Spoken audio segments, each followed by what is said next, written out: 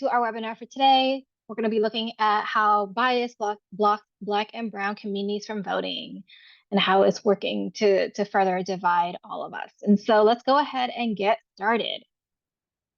And so whenever we start, we always start off with the land acknowledgement, and we recognize that land acknowledgements can be controversial. And so the one that we're about to share was written in partnership with an Indigenous elder.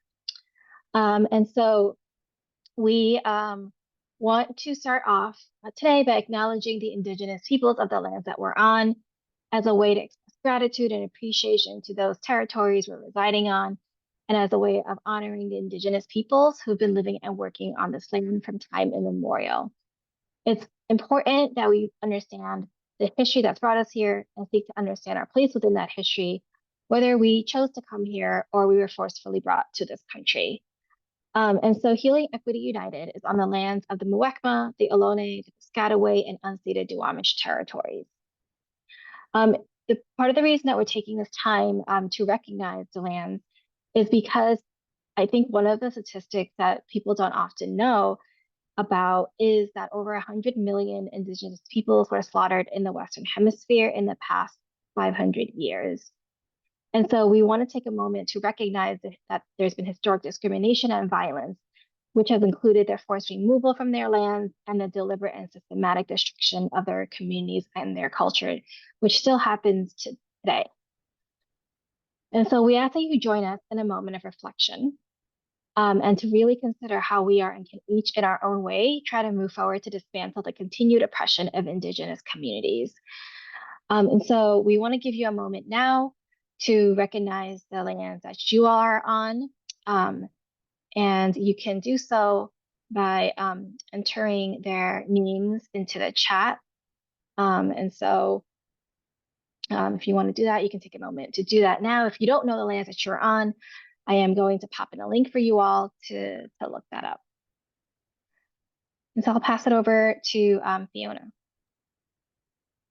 Hello, everyone. Thank you for joining us. We are really excited to have you here. We want to welcome each and every one of you. We want to welcome you regardless of your gender, be that a woman, man, transgender, queer, or others. We want to welcome you,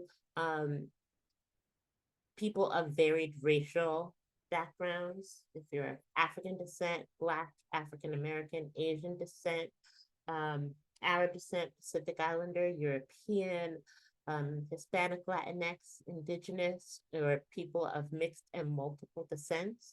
We want to welcome you regardless of the language that you speak, Spanish, English, Indigenous languages, sign language, etc. Welcome you regardless of your class background, working class, middle class, owning class, or if you don't know which class you might belong to. Want to welcome people who struggle with access to resources necessary for survival, like adequate childcare, affordable health care, reliable transportation, so on and so forth.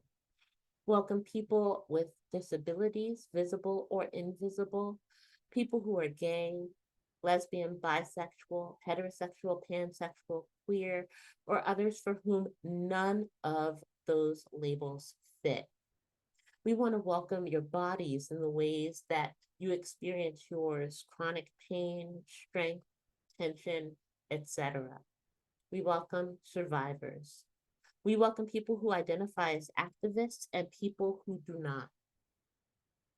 We welcome people who are single, married, partnered, in dating relationships that are monogamous or polyamorous.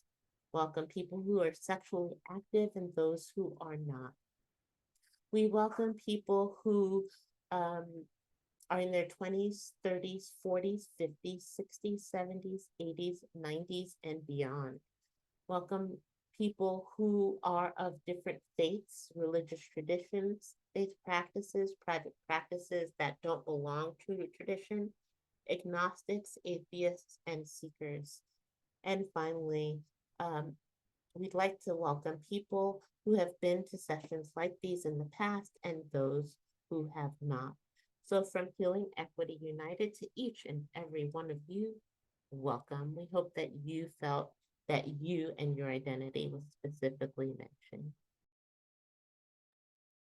Thank you. And so I also want to recognize that October is Filipino American History Month. And this month commemorates the arrival of actually the first Filipinos in the United States in 1587. Celebrations were held across the country, especially in California and Hawaii, where nearly half of all Filipino immigrants reside. It's important for us to recognize the legacy of Filipinos in the US because they've made huge impact in activism and social justice movements, especially in relation to the American colonization of the Philippines for almost 50 years, starting in 1898, and the widespread racism that Filipinos in the US continue to face. We want to highlight the work of the Filipino American movement, which first came to life at the first Young Filipino People's Far West Convention at Seattle University in 1971. And this movement, alongside the youth student organization Anak Bayan, has made immense contributions to Filipino farmers' rights, anti-martial law, and labor rights. We honor these activists and organizers for their past and continued investment in social justice efforts. And so I'm going to put actually 2 links into the chat for you all so that you can learn a little bit more about this important community. And so we're going to take a moment to introduce ourselves. And I just wanted to start by sharing a little bit to you all who I am. So my name is Jess. I use she, her pronouns. And I am a first-generation immigrant who was born in the British colony of Hong Kong, came to the US when I was about 4 years old, and essentially grew up in New York City as a child of blue-collar workers who didn't speak English. And so I took ESL in elementary school and became the de facto interpreter and translator for my parents, which is still something that I do to this day. Currently, I live in Oakland, California with my partner, who is community organizer. And we have 2 dogs. Hanson, who's pictured above, is my service dog. He goes by he, him pronouns. And then Kobe, who's pictured at the bottom, also he, him pronouns, is my pandemic puppy who is becoming better behaved every single day. And so with that, I am going to pass it over to my colleague. Thank you for that. I really appreciate it. My name is Fiona Oliphant. I'll go through some of these identities briefly so that we can have more time for content. I'm a first-generation Jamaican American. Everybody in my family ranges from being an immigrant that is undocumented to a naturalized citizen. Having said that, I'm a US citizen and there's a lot of power and privilege in that identity. I've always asked how I can be in better solidarity with immigrant communities. I'm a lawyer, barred in New York and DC. And even though I don't currently practice law, I have to be mindful of the impact that that identity might have on others in terms of making them perceive me as more reliable and responsible or more alienating. I'm from the South Bronx in New York City, a community that is primarily Black and brown, has higher rates of poverty, substance use, crime, and love, support, and resilience. And finally, I am married to a cisgender white male who is an immigrant from Europe. We have 3 biracial children, the eldest of whom identifies as a Black woman with a white father. Cassie? Thanks, Fiona. Hi, everyone. My name is Cassie. I use she, her pronouns. I am a queer, second-generation Chinese American. I also identify as mixed race or biracial, as I have a white father. I was born in New Jersey, but when I think of home, I think of the city of Philadelphia. That's where I went to grad school. I'm a first-gen college student, and I started my career out as a middle school science teacher. And so I wear that educator hat in all the spaces that I occupy. I currently, though, live in Seattle, Washington with my partner and doggo, who are pictured here. Jess? Yeah, so just to give you just a quick overview of who we are and why we're here.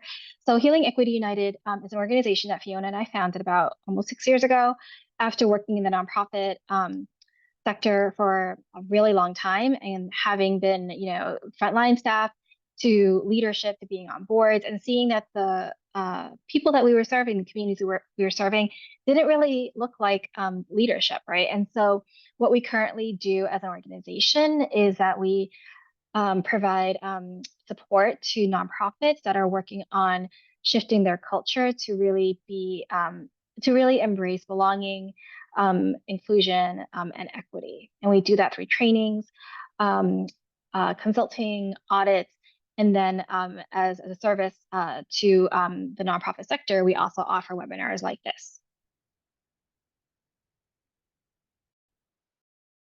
And so we have some group agreements that we'd like to share with you to help ground our conversation today.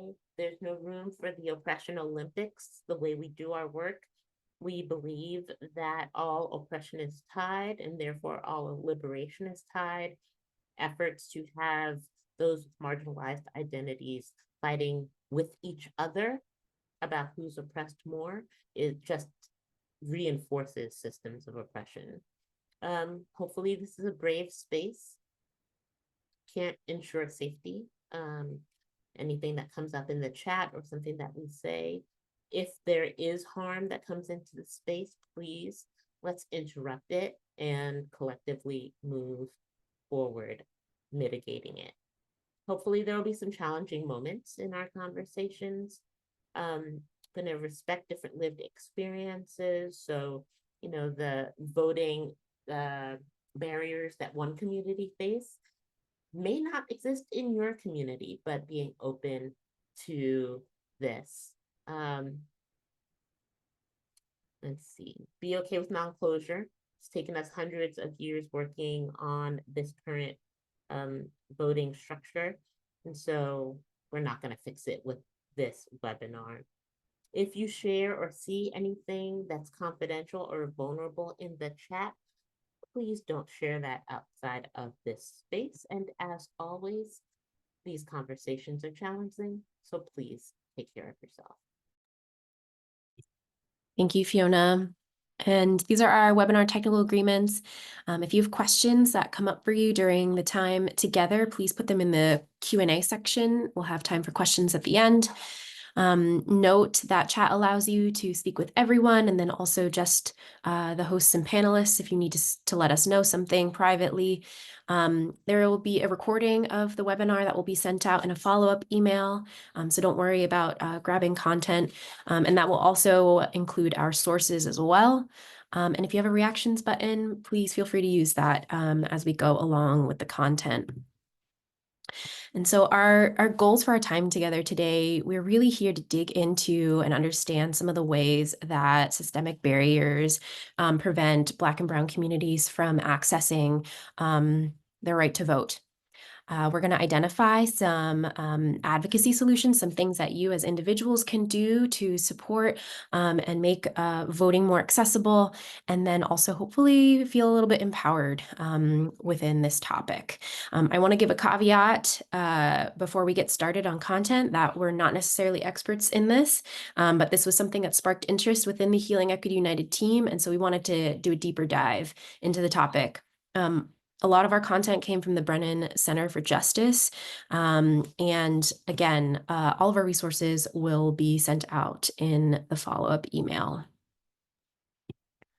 All right, thank you, Cassie. So I want to get to know who's here in the room. And so what brings you here today? What are you hoping to get out of this session? And so just gonna ask you to enter your thoughts into the chat.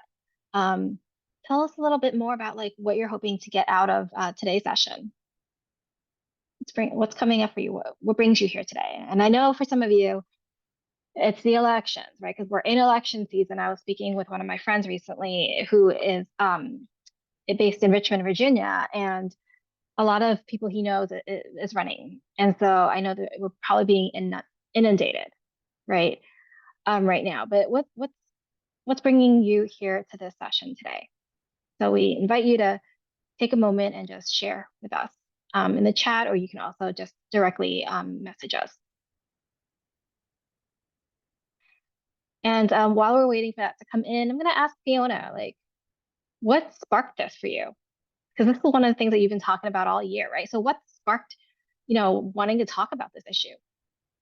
What sparked the desire to talk about this issue is that, particularly after 2020, when people were finally starting to talk about race equity, when people were finally starting to really talk about DEIB in a more passionate way, it was still trying to put the topic in Mm, a solitary box, right? yes. Without really understanding the impact of these principles and values on all of the varied components of our lives. And so, Yeah. as we have the election coming up, oh my goodness, it's now less than 28 days, 27 days. Oh, I oh, forget the number. don't, I can't.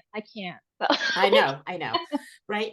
But as we have the election coming up, to highlight for folks the ways in which systemic oppression is really been embedded into this process and how it has been weaponized to keep power Mhm. in certain communities and out of the hands of other communities. So that's why I wanted to discuss it with all of you, but I see we have some interesting responses here in the chat. You want to go for that? Yeah, so like it looks like some folks are here just wanting to learn a little bit more about this topic, um, because it is election season, wanting to get information for students, really expanding our knowledge on how voting suppression actually happens in historically marginalized communities, get some language, right, to assist with gaining community.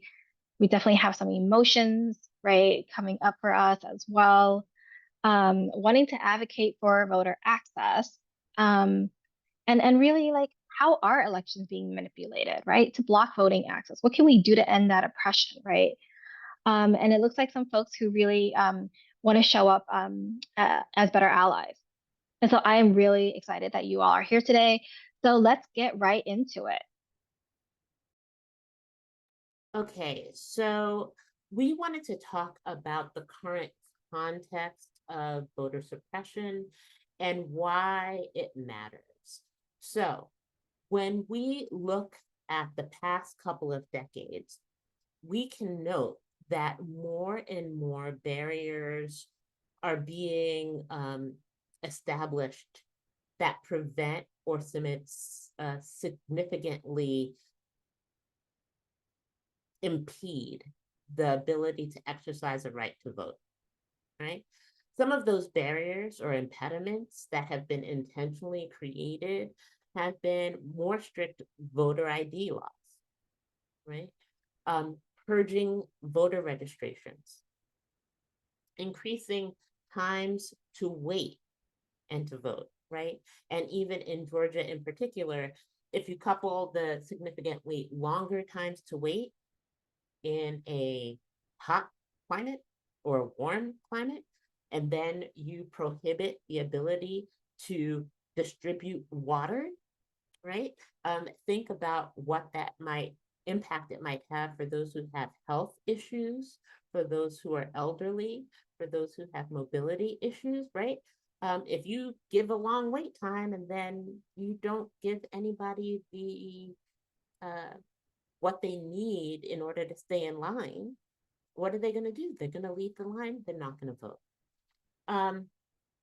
There is impact in terms of a significantly growing turnout gap, and that has been demonstrated in survey after survey after survey. When states implement a stricter voter ID law, then there are racial disparities because certain racial groups and marginalized populations don't have access or don't have the education and awareness to get the required or specified identification that is approved by the state or municipality.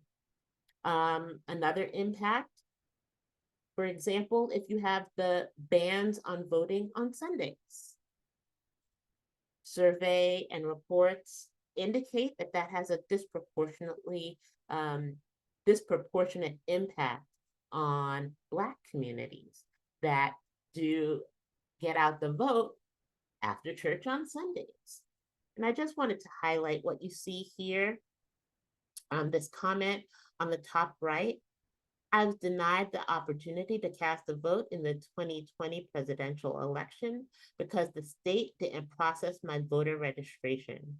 We cannot allow voter suppression to continue in South Dakota or anywhere in Native America. So I wanted to lift that up as a specific example of indigenous populations being detrimentally impacted as well.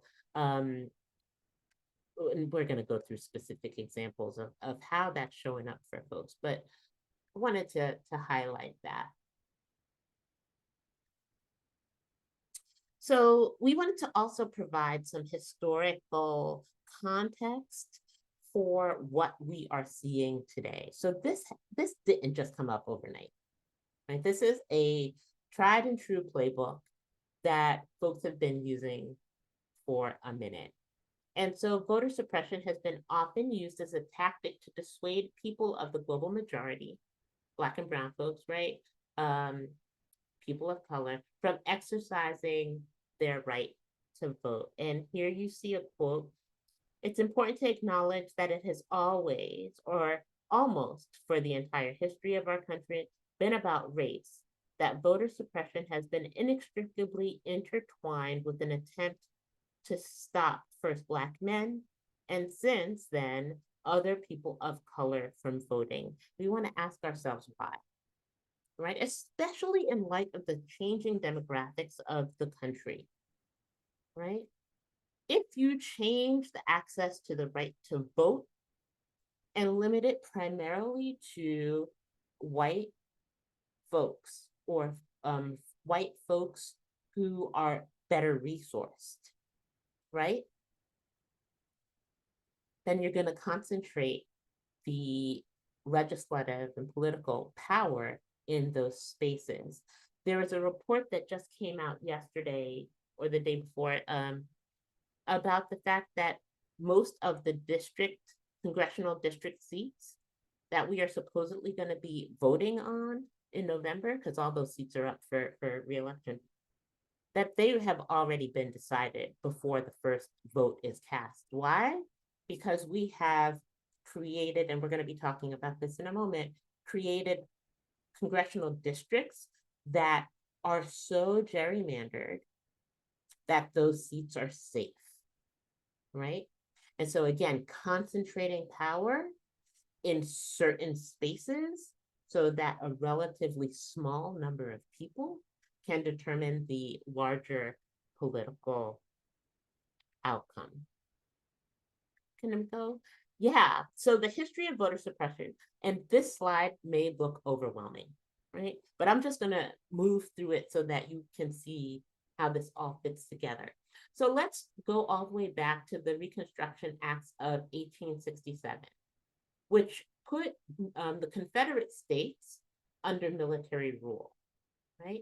They also allowed Black men to vote in the South. They gave Black men the right to vote in the South, right? But those same Black men were denied the right to vote in the North. As a consequence, Black men became pretty powerful politically, and they were a force to be reckoned with. But what happened? There was a swift and effective backlash to Black men gaining political power. So efforts were put in place to dampen that power to ensure white supremacy blossomed, right? They became even worse. Those efforts became even worse after all men of color were granted the right to vote by the 15th Amendment in 1870. So Jim Crow laws, including things like grandfather clauses, and a grandfather clause at that time was, well, your grandfather had to have been eligible to vote by year such and such in order for you to be able to vote. And for Black folks, Black men, it's like, well, obviously my grandfather didn't have the right to vote back then. So what do? You're denying the current generation the right to vote. Some other Jim Crow voting laws were like literacy tests and the polling test.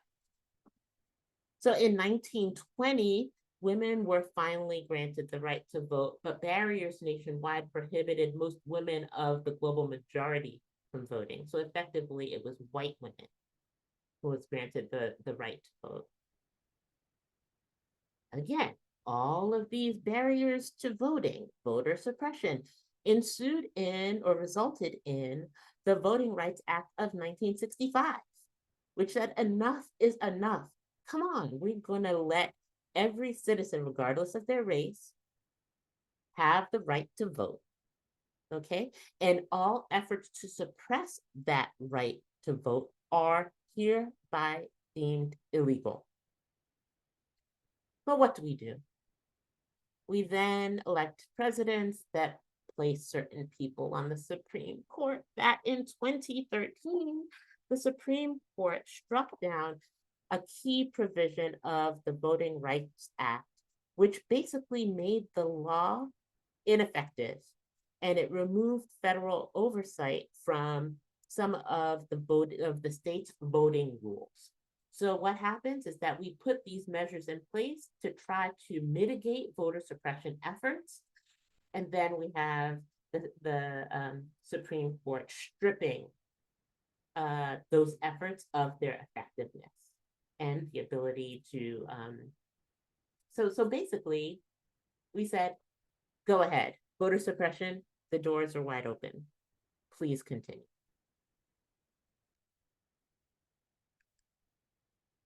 Jess? Yeah, so let's take a look at, how this shows up specifically in regards to bias, right?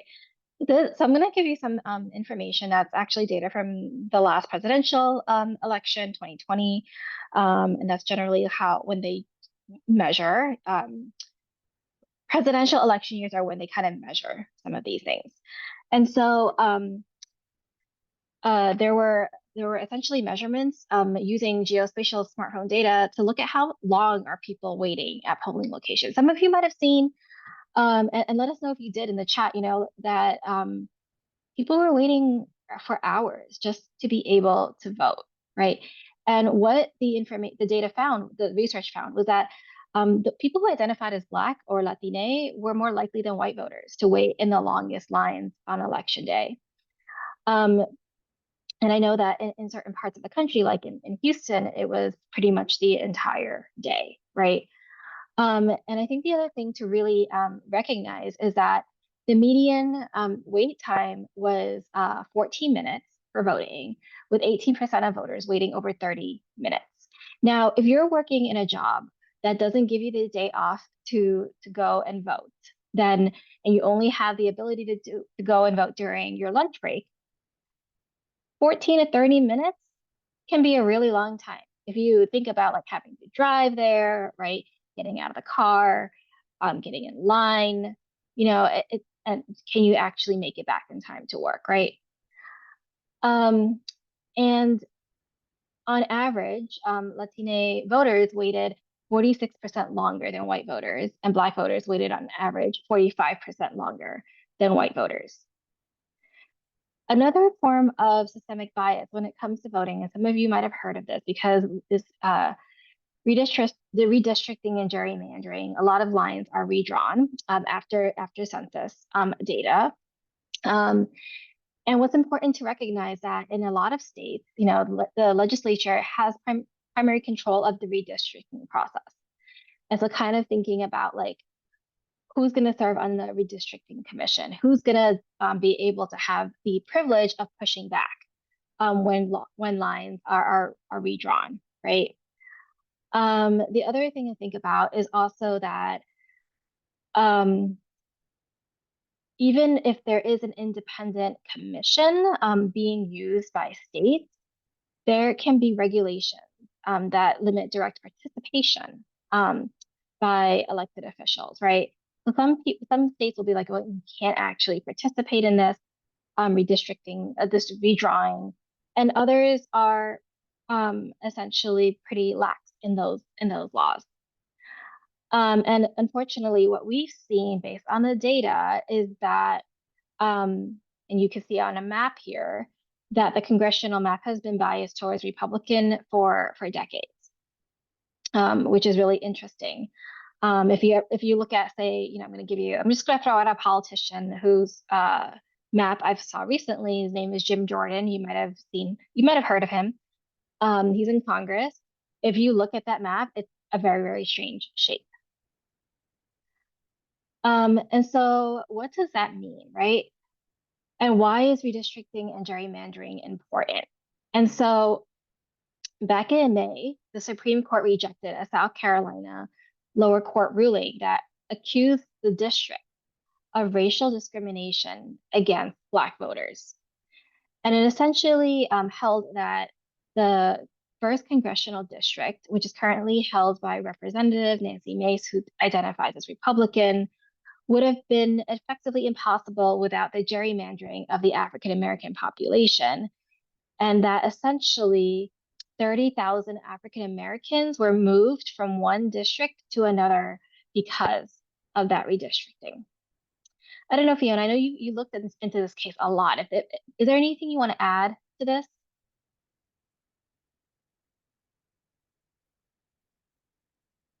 You're on mute, Fiona. The only thing I would like to add to this is that it's, for me, this case highlights why it's important to vote up and down the ballot.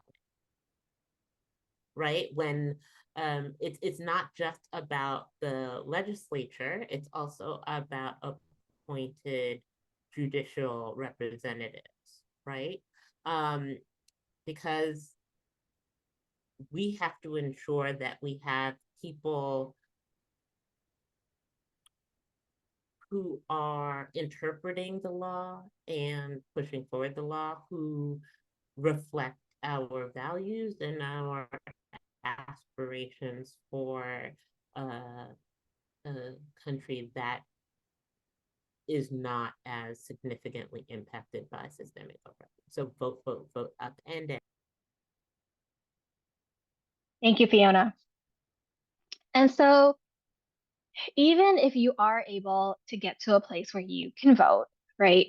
And or you live in a district that's been gerrymandered where essentially your vote, every vote is important, but in some areas where the races are really close, that vote can be even more important. And so what does that mean when you're actually trying to drop off your ballot at a ballot box? So what we know is that there were more boxes available during the pandemic, right? Because there was a push for, well, people can't just go to a polling place, because of safety and health reasons. And so let's increase the number of ballot boxes. Now that sounds great, right? But the number of ballot boxes weren't kept at the same amount, and they were actually decreased. And so you'll see here a map of Georgia. And essentially what happened was that they had in 4 main metro Atlanta counties, right, where about 50% of the voters identified as BIPOC, the number of boxes went from 107 to 25, which meant that people had to drive further distances, had to figure out where the new ballot boxes were, right? If, say, their ballot box was in one place and now it's no longer there, where are we going to drop things off, right? And essentially, there were also limited hours because in some places the drop boxes had to be kept inside early voting locations, which sounds great because you don't want people like tampering with the boxes, right? But those locations typically were only open 9 to 5. And so if you had a 9 to 5 job, right, and or even if you were working from home, but you had, kids that you had to pick up like Fiona does from school in the morning, drop them off, right, and then they have like soccer practice. I don't know what y'all do with kids these days, but it seems like parents are always busy 9 to 5, right? The question is, when are you going to be able to figure out of those 25 locations, when are you going to have time to actually drive to one of those locations to drop off your ballot, right? So the other thing about ballot boxes, and so for me, like, it boggles my mind, like, about ballot boxes, because literally, like, my partner lives in a part of Oakland where the ballot box has been there for decades and everyone knows where it is. It's right next to the mailbox, literally. Like that's where it is, right? Never moved. And so what's interesting is that essentially a Texas law banned ballot boxes. People were, and there were, and if you want to learn a little bit more about the ban and things like that, you can see on YouTube that there were a lot of challenges and arguments about trying to keep those ballot boxes. Wisconsin, Wisconsin is interesting as a case. The Supreme Court recently ruled that drop boxes were not allowed under state law. And they had more than 500 locations in the 2020 presidential election. So what does that mean for this year's election? A lot of the places that had those ballot boxes were in areas where BIPOC communities live. And the reasoning for the court was that, and I'm just going to quote because I think sometimes like our Supreme Court says things that I don't fully understand as a human, not because I'm not a lawyer, but I'm like, there's something going on here. Maybe you might want to retire. But essentially, they suggested that these votes are cast in a way that, quote, weaken the people's faith that the election produced an outcome reflective of their will, end quote. And if anyone understands that, I applaud you. But the way that it was written, it's specifically written because they don't want us to understand it. Right. Fiona, you're smiling. Tell me about what's happening here.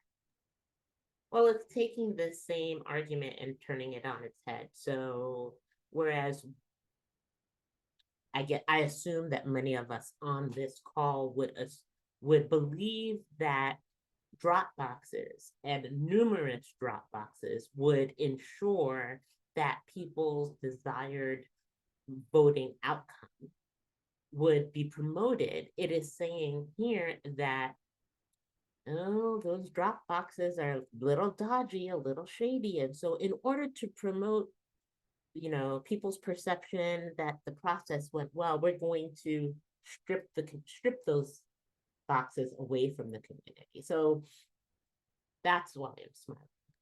It's turning the same argument on its head. Yeah, as lawyers like to do. And so in Pennsylvania, right, similarly, and as in Florida, it's all about the reduction of these drop boxes. And so let's look at what happens outside of those states, right? And so when we look at Native American indigenous communities who live on rural reservations, we know that they face barriers like limited mail access, and they have very distant polling places, right? So for indigenous communities, reservations in Montana, there's a new law that essentially bans organizers or paying people to go and collect the absentee ballot, which essentially affect Native voters, right? And imagine, right, if you are an elder living on a reservation in rural Montana and you have mobility issues and you want to give, your granddaughter who's an organizer trying to collect everyone's ballots to go and make sure that they're collected, right? Like a mail service, right? It's essentially not allowed. So this law is part of a wave of restrictive voting policies that were enacted post 2020, and it was targeted specifically against historically marginalized voters, primarily BIPOC voters. We also know that Indigenous voters struggle with issues like other than remote polling locations, strict voter ID laws. There was a Supreme Court case that essentially weakened protections against discriminatory voting practices. I'm not going to go into it because we want to get to the less depressing part and to the more of like, what can you do part, right? But we also know that generally for Native American Indigenous folks, we need to have more voting protections for them as well. So there was a push in Congress, in the US Senate, that tried to make voting easier, called the Freedom to Vote Act. It was basically automatic voter registration. It would have great impact, specifically on voters from Black and Latina communities. It offered same-day voter registration, which allow people who, tend to move frequently, right? Um, so for those of us who have the ability and the privilege of working virtually, maybe we're moving around, we're nomadic. I don't know what we call ourselves these days. We're like nomads, working nomads. I don't virtual nomads. You know what I mean, right? Essentially, we're moving around because we want to explore, right? All these places. But it would have allowed same-day voter registration. So young Americans are amongst the demographic populations that move around most frequently. And without that same-day voter registration access, they wouldn't be able to vote in that state.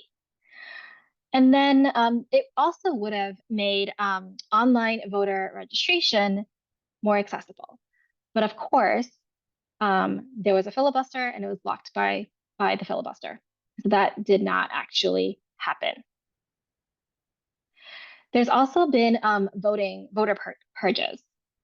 So on the voting list, there are regular purges to essentially remove outdated or ineligible registrations, but it can actually mistakenly disenfranchise eligible voters, which essentially means that they might not receive their absentee ballot, they might not cast regular ballots on election day. Voter purging has increased significantly with 19 million people who are removed from the polls. And it's not like you get, an email that says, hey, you've been removed, right? In every single state. Sometimes you don't know until you go to vote.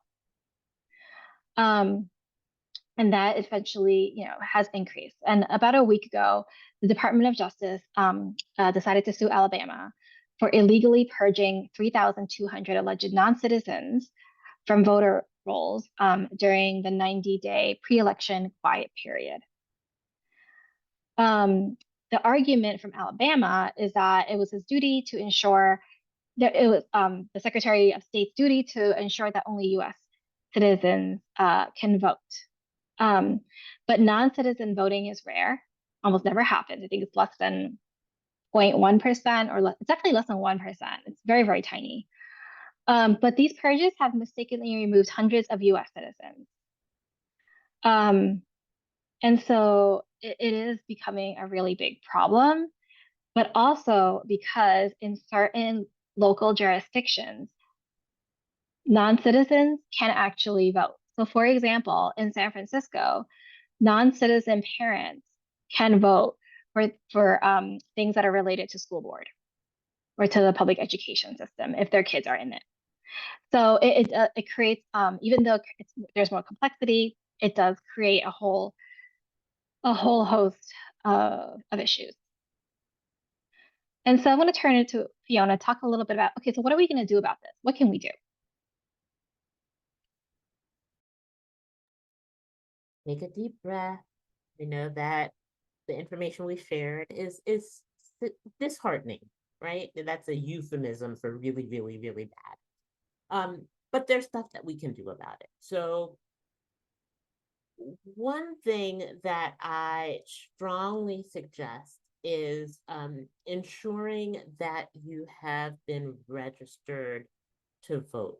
Now, this is going to be also in the follow-up email that you receive after today's session, but I wanted to put it here so that you could write it down and access it right away. It's www.usa.gov voter registration deadlines. Find out when the deadline for you to register is. Some are at the end of this month, some are tomorrow, right?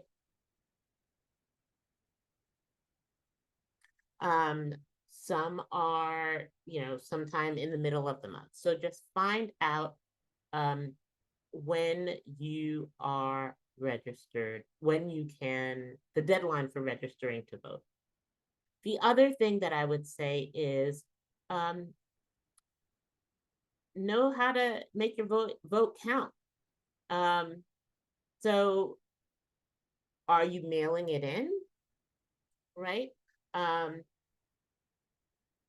If your mail-in ballot doesn't have the appropriate affirmations, signatures, things like that, If it doesn't match with the information that's on file, then it won't be counted, right? Volunteer to get out the vote, right? That's something else that you can do. And you can also volunteer to be a poll worker. We've been doing a lot of traveling recently, and we just met someone who's like, yes, I'm a poll worker. Have a plan for election day. So, for example, if you live in a jurisdiction that doesn't allow people to give you or distribute water, make sure you bring your water or your snacks, wear your comfortable shoes with you. Make sure you know which location you're going to go to. I'll tell you a very funny story. There was one year I went to, literally, there's a school across the street from my home. That was where I voted for years, right? And there was one year I, put on my sneakers and I walk across the street, right across the street into this school. And I'm like, I'm here to vote. I'm so excited. And they said, this is no longer your voting location. I said, what? It's literally right across the street from me. They had changed my voting location so that it was now, I'd say, a 15-minute drive from my home at a library. Somebody made an arbitrary line. It cut right down the middle of my street and I was on the wrong side, right? Make sure that isn't you. Find out where your voter location is now. Learn what your early voting process or options could be. Yeah, my partner just received a mail-in voting packet, right? Find out what your options are. Find out what your early options are, right? Maybe you know that you're not going to get time off of work on election day itself. What are the opportunities to vote early? All right. And then I would say another thing for us to do is like commit to yourself and others in your community who you are going to get out to vote, right? Are there folks who have mobility issues in your community that need assistance getting to the polls? Are there older folks who need transportation to the polls, right? Who can you commit to bringing? Friends, family, neighbors, those who don't necessarily have access, and so on and so forth. I would also add that in some places you can actually be an election day poll monitor. I actually did that I've done that for several elections. There are a lot of organizations, national organizations that offer local opportunities to do that. The one that I did was actually with the ACLU in Baltimore. And essentially what you do is you just walk to different polling sites, right, on the day of, and you ask people how things are going. You're not looking to like probe. You're just like, hey, like, how are things going? Do you feel like, uh, people have been friendly to you? Like it's essentially just being there as like a witness. And so I want to just ask you all, I think we have a couple of minutes. We can probably take one or two questions. So if you have questions, I don't know if you raise your hand, I don't know if we can actually call on you, but if you want to put your questions into the chat, that would be great. And as we're waiting for questions to come in, I did want to highlight just to clarify for people that the non-citizen voting that I was talking about earlier in San Francisco. So actually there was a proposition that only citizens could vote on to say, would we allow non-citizens in next year's election to vote for school board?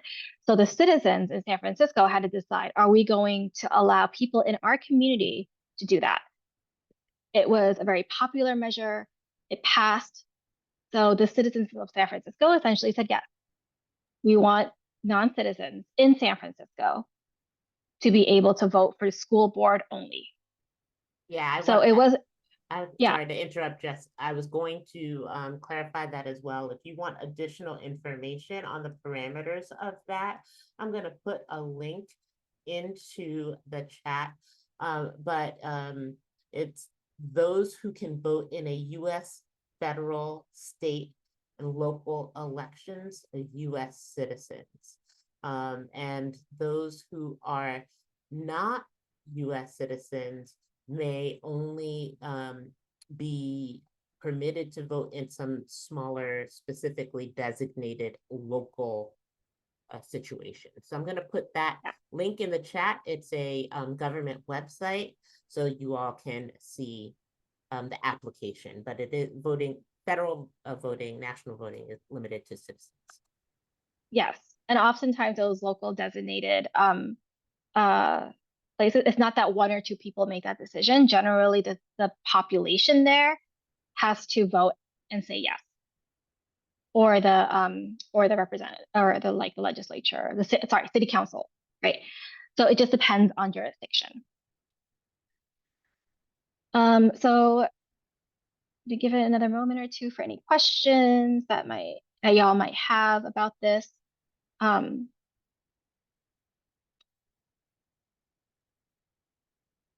And just as a reminder, tech-wise, you will receive a copy of the recording, which has the slides in it as we're sharing it, in case you want to rewatch it or you want to share it, share the information that you've learned here with others as well. I know some of you have also sent us individual questions, and hopefully you got your responses to those. Is there anything else you want to share, Fiona, before we close? Or Cassie? I'll let Cassie go first. No, Since take she it hadn't away. heard. Okay. So what I will say is, quite frankly, at this stage in the game, I don't even care about political parties or things like that. What I care about is people recognizing that, one, if you don't exercise your vote or exercise the power that you have to save your vote, then you are relinquishing your political power. And so, vote, vote, vote for whichever party you want to vote for, vote. But if you don't vote, then those efforts to suppress your right to vote have won. Can I just add like a small amendment to what you said, Fiona? Because I love the voting, but I'm gonna say research and then vote. Yes. Right. Yes. Research and make sure that however you vote is in alignment with what you find in your personal values. Yeah. But I'm drawing the line. Just get out and vote. All right. Well, thank you all so much for joining today. We will be following up with a copy of the recording, and you can learn more about our organization at Healing Equity United. Thank you so much for joining us today. Take care.